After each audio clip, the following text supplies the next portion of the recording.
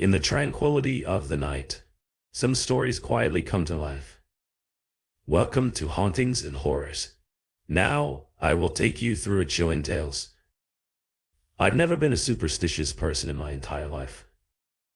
I always walked on cracks in the pavement. I always used to open umbrellas indoors before heading out into the rain. I never used to worry about breaking mirrors, and I always used to make a point of walking under ladders whenever I saw them.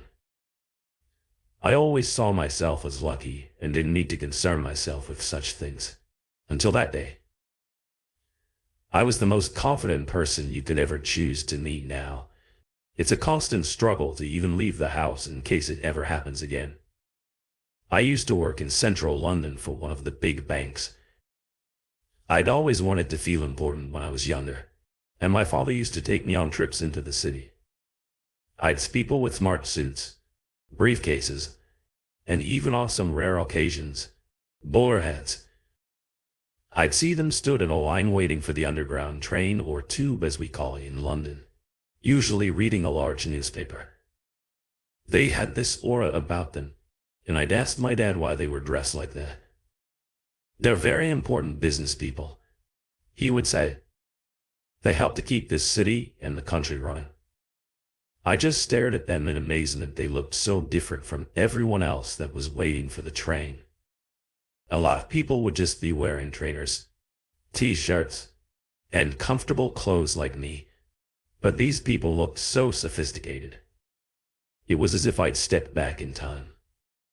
My dad was my hero, but I wanted to be like them when I was older. So years later, with my degree in economics, I managed to get my foot in the door at a large international bank with their headquarters in the center of London. As anyone who's lived in London will tell you, it's near impossible to get a place to live in the city center without sacrificing your life savings. So I had a very modest studio apartment on the outskirts of London. It still cost a lot of money, mind you, but something I was able to afford on my salary. I'd been working my way up the ladder for a couple of years now, and I'd built myself quite a good reputation. I was proud of what I'd achieved so far. That morning, I woke up to my 6 a.m.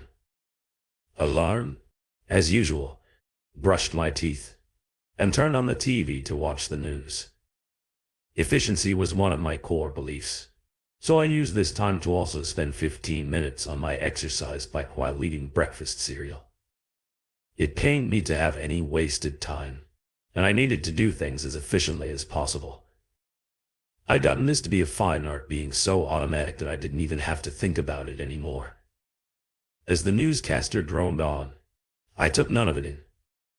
All I could think about was the day ahead. How can I make myself more successful? How can I be the best? How can I win? You see, it was all about me. And as you're about to find out, that's a dangerous attitude to have. Putting on my slate gray, pinstripe suit paired with a silver tie, I looked at myself in the full body mirror. Impeccable, I thought. I love to look smart. I guess it helps me to feel better than anyone else. Glancing at the clock, I realized that it was now time to leave the house. So I grabbed a piece of fruit from the counter before heading out of the door. It was a short walk to the underground station. Thankfully, it was a bright summer day, so it felt good to stride down the road with my head held high. I chose this area to live in specifically, as it was quite an upmarket location, lots of well-to-do people like me. It was a commuter town, so many people would leave their homes in the morning to travel into London. As I walked down the street, I saw a few others shut their front doors and leave for work too. But no one looked as good as me. As I turned the corner to go onto the street that led to my local underground station, my black wing-tipped shoes collided with something, causing me to stumble and drop my apple. It rolled into the gutter. It broke me out of my morning trance, thinking about the day ahead. I turned around in anger. Sitting there cross-legged on the floor on a ragged and dirty woolen blanket was an old man. He had incredibly long gray hair, complete with a considerable silver beard. His skin was leathery, cracked, and grubby. He clearly hadn't seen a bath in a very long time. "What the hell do you think you're doing?" I yelled. The words came bursting from my mouth before I even had time to think. My indignance was automatic at this point. It was one of my many defense mechanisms. "I'm sorry, sir. I couldn't find a place to spend the night. You see, the old man said, unable to even look at me. I looked down at him in disgust. "So you decided to sit there where someone could trip over you? I'm going to work where I pay my taxes to support people like you. Couldn't you have found a shop doorway or something? Why can't you just stay out of the way and not bother anyone?" This neighborhood had certain standards. I'd never seen someone like him here before. The old man turned to look at me with a cold, dead stare. There was no anger in those eyes, in fact. I'm not sure I could see any emotion at all. It unnerved me. After a second or two, his lips began to move. "I used to be in your position, sir. Believe me. It can all change in a moment." I didn't know what to say to that. It took me completely by surprise. He continued staring at me, unmoving. After standing there for a few seconds with a dumbfounded look on my face, my mind kicked in again. I'd be late for work. I dismissed the old man with a swipe of my hand and started jogging away from him towards the station. I didn't turn back, but I knew that he would still be staring at me with those cold gray eyes. As I rushed towards the underground station, my mind kept returning to the encounter I just had. I tried to brush it off, but his words continued to echo around my mind. The look in his eyes also deeply unsettled me. It had that uncanny valley feeling, where your subconscious mind knows that something isn't right. But the logical side of my brain took over as I dismissed them as the inane ramblings of a derelict. As luck would have it, I reached the platform just as my train pulled into the station, pushing the incident to the back of my mind. I held the handrail and looked ahead to the rest of the day, focusing on my work. The day at work went by in a blur of meetings and spreadsheets. It was a particularly problematic day with a lot of issues to resolve. It was very rare that I actually left on time due to the pressure of the job, but today was much worse than normal. The quarterly performance reviews were coming up, and I couldn't afford to slack off for a moment. With my stomach grumbling due to a lack of food, I blinked my dry eyes for a few moments before glancing at the clock in the bottom corner of the screen. Somehow, it was nearly 9 p.m. Stretching out my arms, I glanced around the office, which was now illuminated by dull yellow lighting. Alone, I didn't have time to make friends where I worked. I wanted to climb the ladder. I wasn't here to make friends, I was here to make money. I must have been so engrossed in my work that I didn't notice the last few people leave. Oh well, no matter. By the time I left the office, the sun had set, and the streets were bathed in the comforting orange glow of streetlight. Thankfully, it was still warm enough not to need a jacket. With my rumbling stomach urging me onwards, I hurried to the underground station. I wanted to get home and just put this day behind me. It had been full of stress and worry, especially after the way it started. A new worry crept into my mind. I wondered if I'd encounter the old man that I chastised this morning. Swiping through the gate, I jogged down the escalator to try and catch the train that was just arriving. I managed to leap through the open train doors just as they were closing, and I had my pick of seats in an almost empty carriage. You mainly had commuters on this line, so it wasn't a surprise for anyone that's been on a London Underground train before. You'd know that they can get quite loud. The train rattled and ground through the dark tunnels. I tried to look outside of the train, but all I could see was my own reflection against the stark blackness surrounding the carriage. My mind just couldn't switch off. I chalked it up to hunger as I'd skipped lunch, trying to distract myself. I glanced around the carriage. The few other passengers were either dozing off due to exhaustion or engrossed in their phones. I tried to pass the time by checking my emails, but the screen's glow did little to dispel the growing sense of dread in the pit of my stomach. I had at least half an hour to kill before I reached my own station, so I took the lead from the handful of passengers on the train and closed my eyes. I highly doubted I'd be able to fall asleep due to my mind going a million miles an hour, but at least I could rest my eyes, which were feeling scratchy and irritated from looking at a computer screen for 12 hours straight. The occasional sounds from the train actually did put me into a trance of sorts. It became kind of relaxing. The gentle and soothing automated announcements seemed to mind the closing doors, the shuffle of other passengers' feet as they exited the train as it pulled into each station, the comforting and rhythmic clattering of the wheels on the track. The rocking motion of the train itself was even starting to relax me. It felt nice to switch off just for a few minutes. We'd passed a few stations by this point, and I'd heard a few of my fellow passengers step onto the platforms to leave. I hadn't heard anyone get on, which made me wonder whether I was the only one left on the train. I slowly opened my eyes and adjusted to the bright lights of the carriage. There was one person left on the train aside from me, sitting directly opposite me. It was the old man from this morning. He must have gotten on at one of the last stations without me noticing. His cold eyes met mine instantly, and a spike of terror ran through my body. He didn't say a word, but his eyes were locked onto mine, never breaking eye contact. I felt trapped, yet strangely compelled, unable to look away. I had nowhere to run, but I spotted an emergency stop button on the wall of the carriage. Should I? I dismissed the thought immediately. After all, what would I tell the driver? An old man at least 40 years older than me on the train scared me just by sitting down. It was a ridiculous notion. He was no threat to me. I was better than him in every way, no doubt. He just wanted to scare me.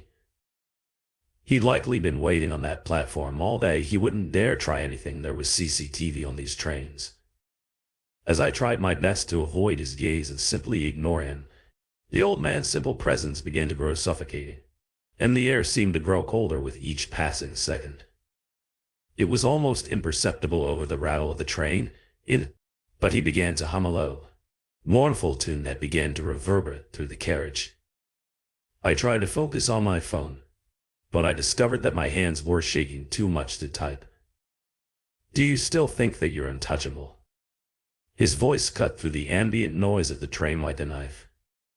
I opened my mouth to try and respond to him, but my voice was paralyzed. I couldn't produce any words. The old man then leaned forward, his gray eyes boring into mine. You think you're better than everyone else. You think you're safe, but you're wrong. As the last word left his mouth, the halogen lights in the carriage began to flicker before going out completely, plunging us into complete darkness. I found myself frozen in place due to fear and panic, and my breathing became rapid and labored. After what seemed like an eternity, the lights came back on, and I quickly realized with horror that the man was no longer sitting opposite me. He was now sitting right next to me. My feet were still locked to the floor in fear. His cold breath brushed against my ear as he whispered, "You will learn." With that, the lights in the carriage cut out yet again, leaving me with that sentence echoing in my head, all while the train screeched through the tunnel. Adrenaline finally kicked in, and I leapt up out of my seat, backing up to the wall at the end of the carriage with my chest heaving and my heart pounding. I wanted nothing more than to wake up from this nightmare. I must have dozed off. I'm dreaming. This can't be real, I thought. Then, just as suddenly as they went out, the lights buzzed back into life. To my confusion, I was now completely alone in the carriage. There was no sign of the old man. The adrenaline coursing through my veins had now forced logic to depart, and for me to take leave of my senses. Without thought, I raised the protective door of the passenger emergency alarm on the wall and pulled the lever, bracing myself, expecting the train to grind to a halt. It never came. The train continued to travel on its course, and nothing happened. I pulled continuously on the lever in desperation, but it was useless. I let out a scream of anguish. I then realized that I was in the first passenger carriage of the train. The next one would be the driver's carriage. I rushed over to the driver's door, which was a solid and sealed piece of thick metal, and pounded away at it with my fists, screaming at the top of my lungs, "Help! Please help!" My voice must have been drowned out slightly by the noise of the train, but there was no way you couldn't hear me. I must have hammered at that door for 5 minutes, but to no avail. I was trapped in here. I just had to hope that this was some terrible dream, and I'd wake up soon. My back slid against the door, and I sat in defeat on the floor. After a few moments, the speaker for announcements began to crackle. The prolonged static filled the air, and due to my panic-induced state, it became the only thing I could hear. In between the crisp and stark hissing emanating from the speakers, a low and distorted voice could be heard. It took a moment for me to realize what it was saying, but in a monotone manner, it was saying, "End of the line. End of the line." The distorted voice continued to drone, repeating the phrase over and over. I was in utter disbelief that this was happening. I tried pinching myself awake and slapping myself across the face. This had to be a dream, it just had to be. But the crackling static against the rattle of the train continued to bombard my ears. The train showed no signs of stopping.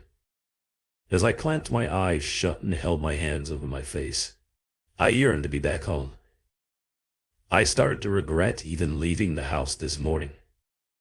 Just as I thought all hope was lost, I felt a strong judder run through the train, and it began to slow down. I leapt to my feet and ran to the doors. I didn't care at this point where I ended up. All I knew is that I had to get off of this cursed train. I saw the darkness outside the carriage give way to a dull light as we drew into the platform.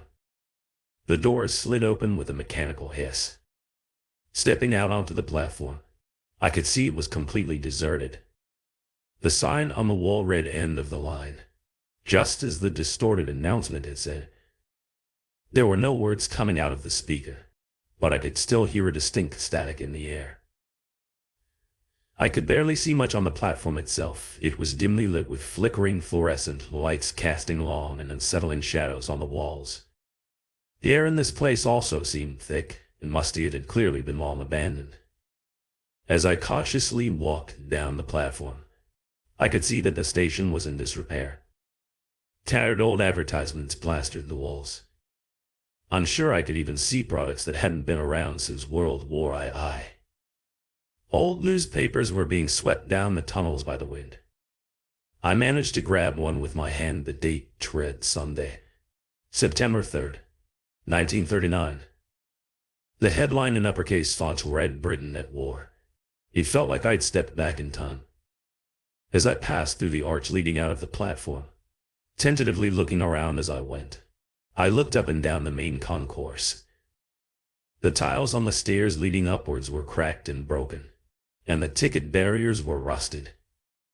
It was as if the place had been abandoned for decades. I looked everywhere in that place, trying to find an exit, some way to escape, but to no avail. What I imagined was the main exit was blocked off by a mountain of rubble, as if the entrance sewer had collapsed. All I found was a labyrinth of corridors and stairwells, which only led to dead ends. Panic began to set in yet again as I came to the realization that I was trapped in this godforsaken place. I grabbed my phone from my pocket in desperation. No signal. I was alone, and there was no one that could help me. As I reached yet another dead end, I hammered against it with my fist in frustration. What on earth was I going to do? I just wanted to be safe at home. I just wanted to leave this place, whatever or wherever it was. Exhausted and deflated, I slumped against the cold wall of the corridor. All hope was lost. Then, breaking through the overwhelming silence, I heard a soft shuffling sound. My heart leapt into my throat. I remained completely still, frozen in fear like I was on the train carriage moments before. I tried to pinpoint exactly where it was coming from. The noise began to grow louder, echoing off the walls, and I eventually realized it was coming from the direction of the platform where I arrived. The sound was strangely rhythmic, almost like footsteps, but they were slow and uneven, as if someone or something was dragging themselves towards me. The familiar feeling of adrenaline returned, and I jolted myself upwards. I needed to find somewhere to hide. I stumbled down the nearest corridor. There was no way I could disguise or hide my footsteps in this place. Every step reverberated as if I was banging a drum, which made me wince. As I turned the corner, I spotted my salvation, a door slightly ajar at the end of the hallway. Without a thought, I bolted towards it, as if my body was moving of its own accord. This was about survival now. I shoved the rusted door open with all of my might, causing it to creak loudly on its hinges, and slipped inside. I pressed my back against the door, trying to steady my breathing. I was almost hyperventilating by this point. From what I could see, the room was cramped and dark. I could just about make out the shapes of old maintenance equipment and rusted tools. My ears were tuned to the noises outside the door. I could still hear the terrifying shuffling, but to my horror, it was now accompanied by a faint rasping breath. As I could feel a scream building in my chest, I had to force myself to stay quiet, to stay hidden away from this thing.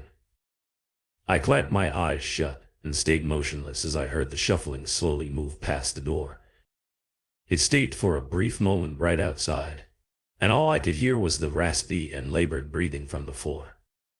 To be honest, it sounded like a death rattle. I realized that I'd stopped breathing out of fear.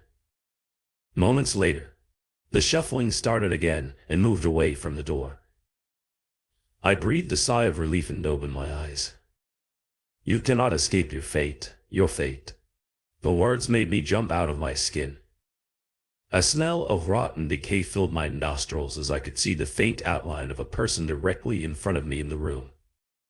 I couldn't see much in the darkness, but there was no mistaking that voice. It was the old man that had been plaguing me all day. The low, raspy voice reverberated off the walls. You think you can run, but the past always catches up with you. I instinctively tried to back away, but there was nowhere I could go. My back was pressed against the cold steel door, and he shuffled towards me. Please, please, I begged. Leave me alone. As my eyes began to adjust to the light, I could see him raise his hand. With that, I felt an invisible force grip me, pulling me further towards him. The strength of the hold on me was ironclad, inhuman. I struggled in vain, but it was no use. My body began to levitate off the ground, and I found myself suspended in midair. You must understand, he said, that your sheer arrogance and disregard for others has led you here to this place. You believed yourself to be invincible, but now you see the truth. You're just like the rest of us, vulnerable and afraid. My heart was beating out of my chest, in between the sheer panic and the hyperventilational. I could feel my consciousness slipping away, fading to black. You will learn humility, the old man whispered with a guttural rattle. And you will never forget, lest you wish to find yourself in this place again and become another lost soul. With those words, everything went dark. I woke up to the sound of my alarm blaring at me as usual. My clothes were drenched in sweat, and I could see that I was wearing the same clothes as yesterday. To my amazement, I was back in my apartment, lying in bed. Was it just a dream? Surely not, it was so real. I got ready for work in a daze, but my mind kept replaying the terrifying events over and over again. I was in utter disbelief. It had to be real. It just had to be. I couldn't bring myself to get the underground again. So I called myself a cab. It would cost me a ridiculous sum of money, but I wasn't sure I could step foot in an underground station again. As the taxi started its journey, I couldn't help but nervously glance around, half expecting to see the old man again. But he was nowhere to be found. To my immense relief, when I eventually arrived at the office, my colleagues immediately noticed a change in me. I was no longer the self-assured businessman that they'd known. I kept to myself all day, avoiding eye contact and speaking only when necessary. I was broken, man. As the day went on, I started to think that it must have been a dream. I hadn't seen the old man all day, and the nightmares of the previous night began to seem more and more unlikely. We've all had nightmares that have felt so real, only to wake up the following morning with things back to normal. I was almost back to my normal self as I came back home that night. I ran up the stairwell and approached my apartment, but I saw something sitting on the doormat that defied explanation, a tattered and aged newspaper. The date read in red, Sunday, September 3rd, 1939, with the all too familiar headline, Britain at War. Wide-eyed, as the realization hit me, I glanced around frantically before locking myself in my apartment. That was 15 years ago. Now many years may have passed, but I'm still a changed man. I was fired from my high-paying job at the bank after finding that newspaper. I became a hermit for weeks, unable to bring myself to leave the house, and unsurprisingly, that didn't sit well with them. I couldn't even tell them what had happened. They likely would have had me committed. After I gathered up the courage to be able to leave my home, I informed my landlord that I wouldn't be able to stay there any longer. I moved to a small town in the country, far away from the city. Now I worked in a bakery. It doesn't pay well, but it's honest work. I've even found a partner, and we've been blessed with a child. I always have to make an excuse if they want to go on a trip to the city. I could never go back. In a strange way, looking back, I'm happy that I had that experience all those years ago. I'm happier, although there's something that helps to keep me on the straight and narrow, to stop me slipping back into old habits.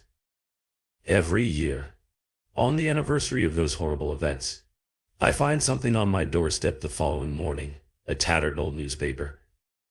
The stories have been told, but their shadows will continue to haunt our minds. Thank you for listening. Don't forget to subscribe to Hauntings and Horrors. Turn on notifications so you won't miss any thrilling horror stories. Good night, and sweet dreams.